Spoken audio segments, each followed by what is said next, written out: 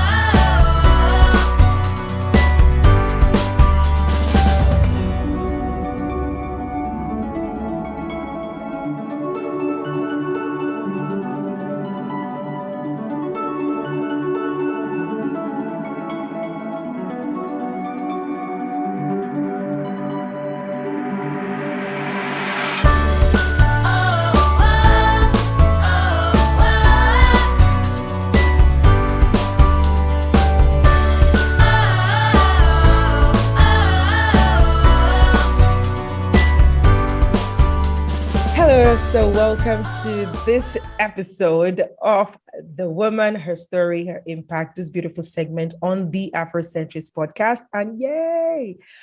Whew, after such a long break, we are back. And I'm grateful to God that, when I went on that break, it was more like, we've done this for a while. Are we making progress? Should we continue? Should we not?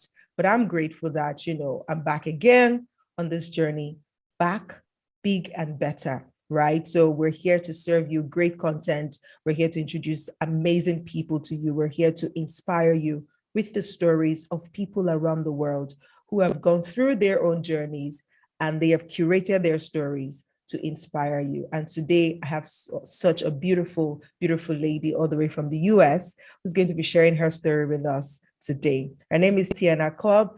And I know that you already have like her official profile at the beginning of this episode. But now, you know how we do it here, right? We want to meet her one-on-one. So I'm going to be asking her some trivia questions before we get into the conversation of the day, where she tells us her story and how she is currently impacting her world.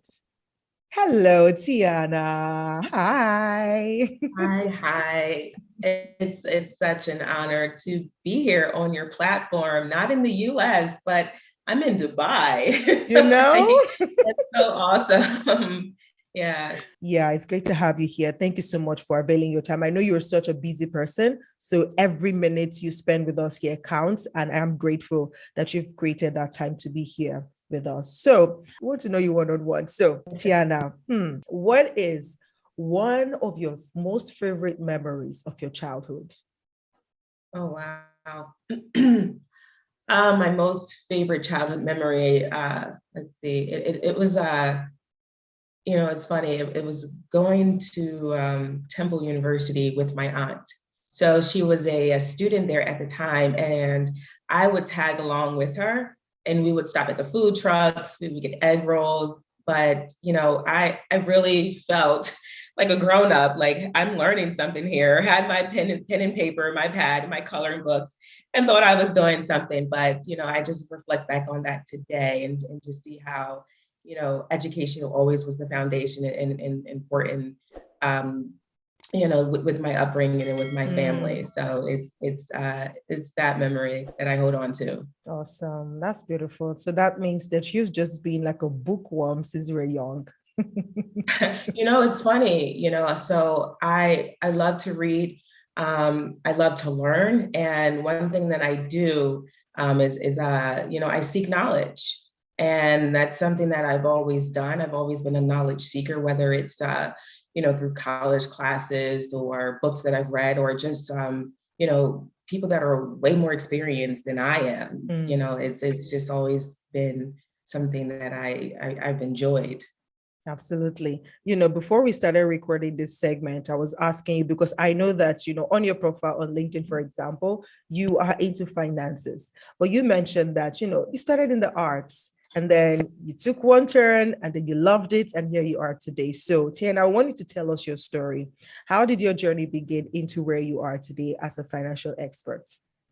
Yeah, so that's you're right, spot on. So I did start my journey in the arts. I started dancing at the age of 8. I thank my parents just for giving me that opportunity, as a child. But I went to Creative and Performing Arts High School, so the arts was just always there, always in me, and it still is today. But when I decided to study ballet, I'm at Marymount Manhattan in New York City. I had the idea of becoming a performer. Like I just wanted to perform, and that was my goal. So fast forward, I auditioned for Block Agency. It's like one of the biggest agencies out there in the U.S. So I auditioned for Block Agency. I got accepted, and I said, "This is it." I'm performing, but sadly, I wasn't able to take advantage of that opportunity. I just did not, as a college student, have the means to do so. So I was very down about that, not being able to take advantage of that opportunity, that so much that I left the dance department. I stopped dancing. And but it led me to where I am today, to figure out, okay, well, what is it? What's next for me? What do I enjoy? And I took my first accounting class and I just fell in love with it.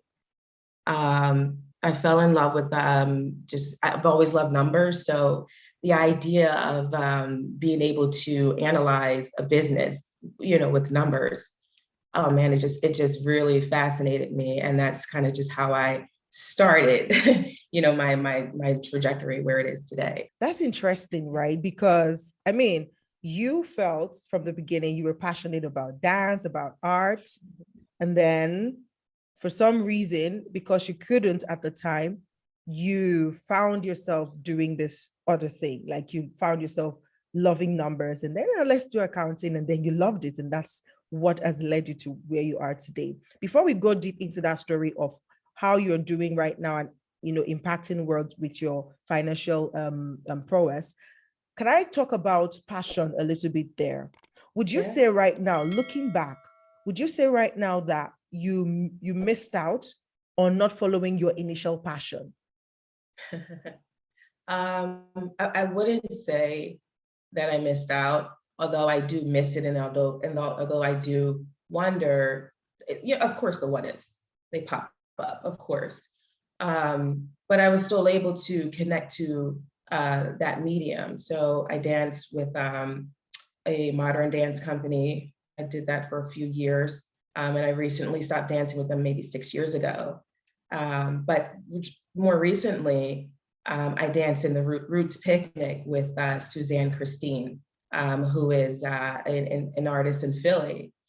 So there were people, the headliners were Mary J. Blige, Kirk Franklin. So, I'm still tapped in. I'm still able to, it's funny, I may have stopped at age 19, 20, but where I am today, the journey is still there. I'm still on that journey of the arts, my art journey, my journey as an entrepreneur, my journey as a mom, my journey as a wife. Like my journey it's intertwined, you know. So no, I don't think I missed out. I think I'm where I'm supposed to be. Well, I love it. You are where you are supposed to be. And I had to go back there because I feel like there are people who are, especially for young people, who could be watching this now or are just at a point in their life where they're so passionate about this one thing and it's not going the way they want, but they're so fixated on that one thing that they're not allowing themselves to explore other things that they might fall in love with. And so at the end of the day, it feels like, oh, because I'm not doing this, oh, that's it. This is the end. I'm a failure, or I'm not living the best of my life. But I love the fact that, fine, this was the passion at the beginning. You decided, okay, this wasn't working at the time. What else did I love? What else do I love? What else can I do? And then you took the accounting class, and then it's, you found out, okay, I think I love it.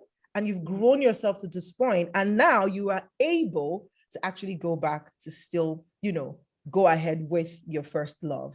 And I think that that's really powerful. I hope that anybody watching this right now, if you're struggling with your current passion, don't get stuck, okay? You can go ahead and explore and see something else that you are great at.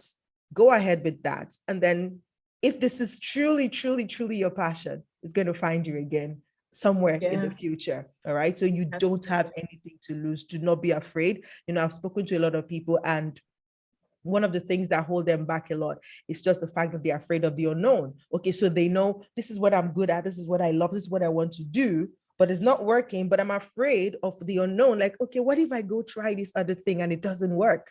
Because this thing I'm passionate about is not working. So what is the assurance that this other thing would work? So I would use that in asking you the question based on your own journey. What gave you that assurance that, okay, accounting was going to be a thing for you? I didn't know right away, so I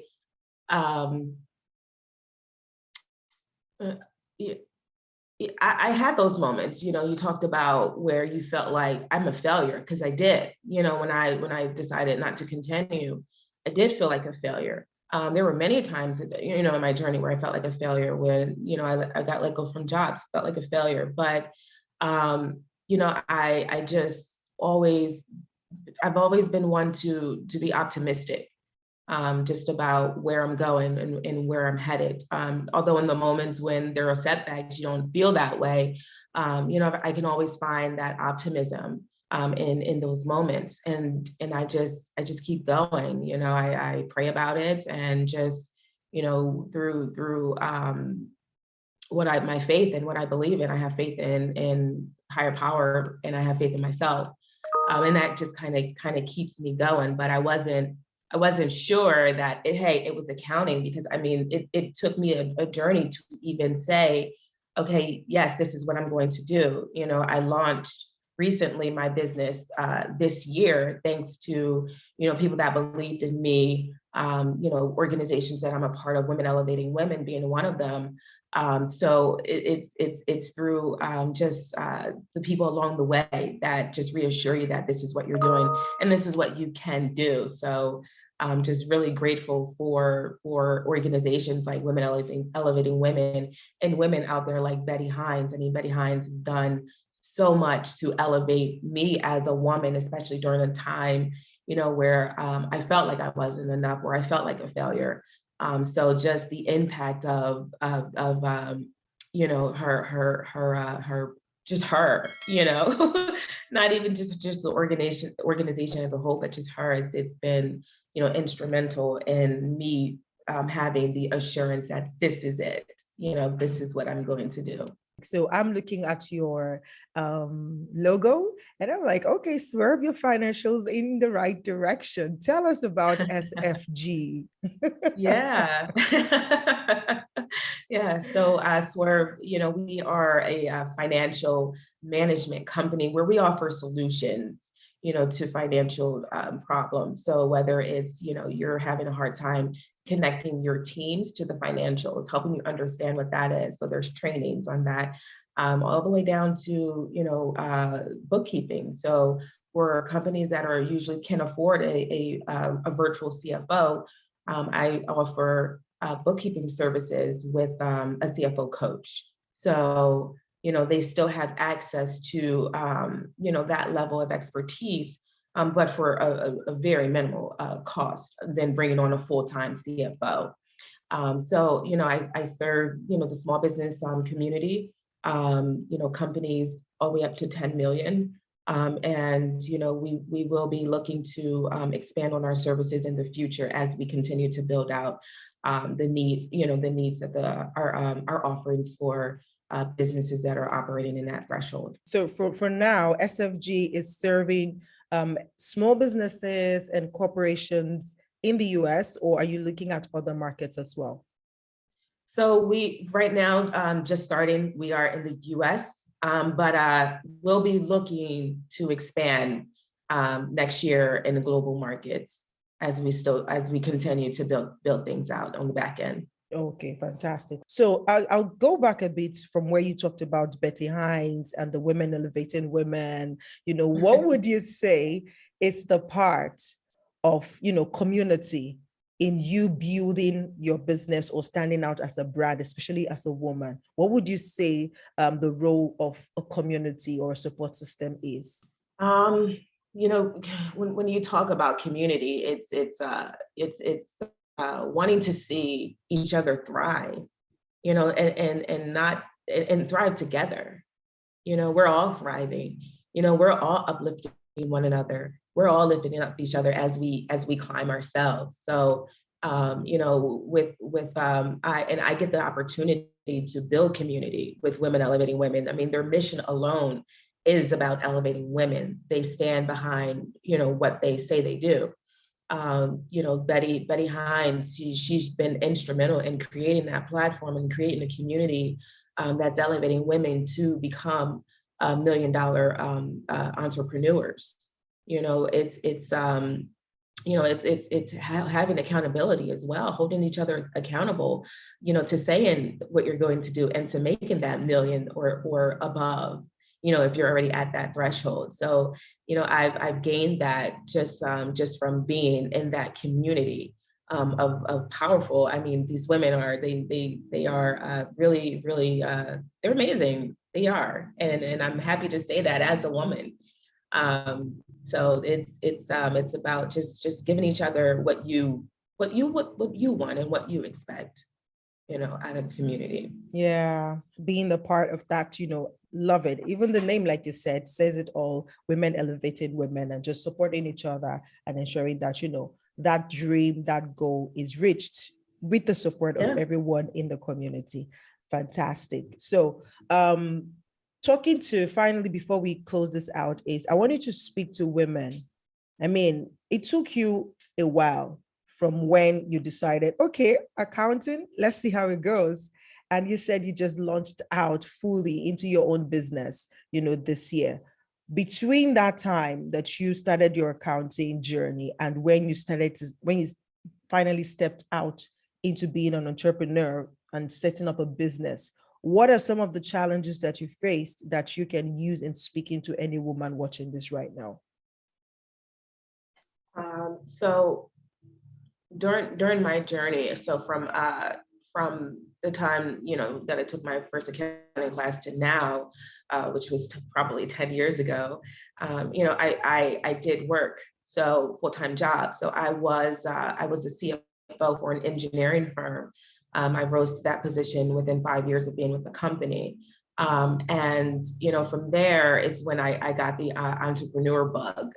It was always in me. Prior to that, I had a jewelry company. I had a mentoring program for girls wanting to continue their education in the arts. But at the time, just being a single mom, it just didn't work out, and working a full-time job. So, I started too soon. It was something too soon.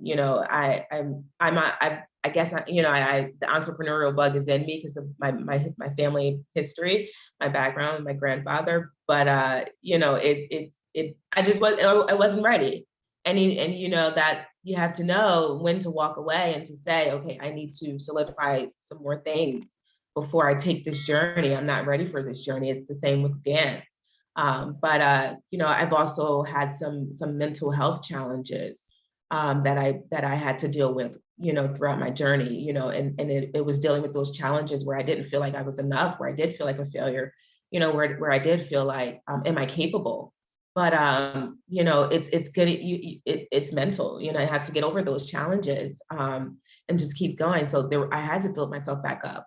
So these are some of the lessons that I've been learning and continuing to learn, as I continue my journey. I love it. I love it. I love the fact that, you said you had to go back and say, okay, this is not working. There's things that I need to fix. And I love that you worked because, I mean, like you said, at some point you felt like you came in early. You came in too early into the entrepreneurship space. But I'm glad that you caught it and then you went back and then worked for a while to build capacity for you to be where you are today. And I think that this is one message that I would like to plug in here for anybody watching this right now, especially women. There is nothing wrong for you to have an entrepreneurship spirit and still work for a while to build more capacity if you do not have the capacity you need for your own business, because there's such a thing as getting into the market too early. I've experienced that personally. I got into too early. I had no clue about business. Right. Exactly. And I jumped in totally just based on passion. Ooh, passion is good, but without structures and systems, oh my God, it's going to lead to frustration big time, right? So it's Exactly. okay to go back, work in a structured, structured place so that you can gain capacity, understand the part and parcel that makes a business work. And then you can come back because at the end of the day, it's your dream. It never leaves. Even when you bury it deep down in there, it finds its way out, it surfaces somehow, right? So it will still come back to the surface, but there is a person that you need to become to be able to hold down that idea, to be able to bring it forth. And you also mentioned the mental health part. Like if you're not ready right there, nothing else is going to hold water. Nothing else is going to work because at the end of the day, when you step out to be an entrepreneur, you're stepping into leadership. And if you're not in the right place in your mind, you're unable to lead the people. And that's like total chaos, right? So all this part and parcel is what makes you who you are. And like Tiana mentioned here, she said it took 10 years between when she fell in love with accounting and now that she's into the business full time. 10 years is a long time, but it's a perfect time. It's a good time to learn, to grow, to stretch, to gain capacity. And I love the fact that this is how your journey has gone, Tiana. Finally, give us a little tip of the iceberg into your family story. Like, I want to hear that part from you directly. I read it on LinkedIn and I'm like, wait, what? 70 years? How did you guys do it? Tell us a little bit about that as we round up the session. Yeah. So my great grandfather, Dover Carter, he actually was a civil rights activist. He started I forget the town in Georgia, but there was a chapter, the NAACP chapter. He started there just to help African Americans to get them registered to vote and to help them vote. So during that time, his family, he had to flee Georgia, and that's how we ended up in Philadelphia. But he started a watermelon business, and I mean, people all around Philadelphia know him as the Watermelon Man. But it was just through the hard work of family and generations that kept it going. So the kids would help out in the business. Their kids, they had 11 children.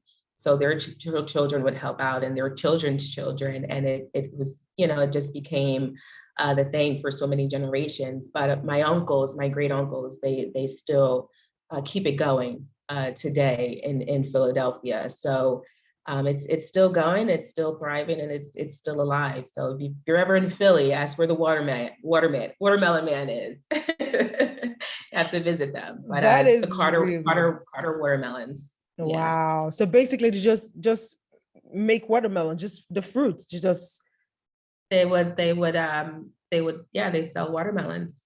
Mm-hmm. That is beautiful. That is beautiful. Thank you so much, Tiana, for sharing your time with us today, for sharing your story and, telling us a little bit about the struggles that you had during your time between when you found out accounting is it for you and now that you have founded SFG, Swerve Financial Groups. I love it.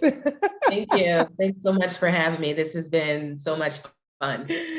Thank you. All right, guys, this is where we draw the curtain today. If we wanted to connect with you, whether for just to follow your works or to engage with you based on your business, how can people do that?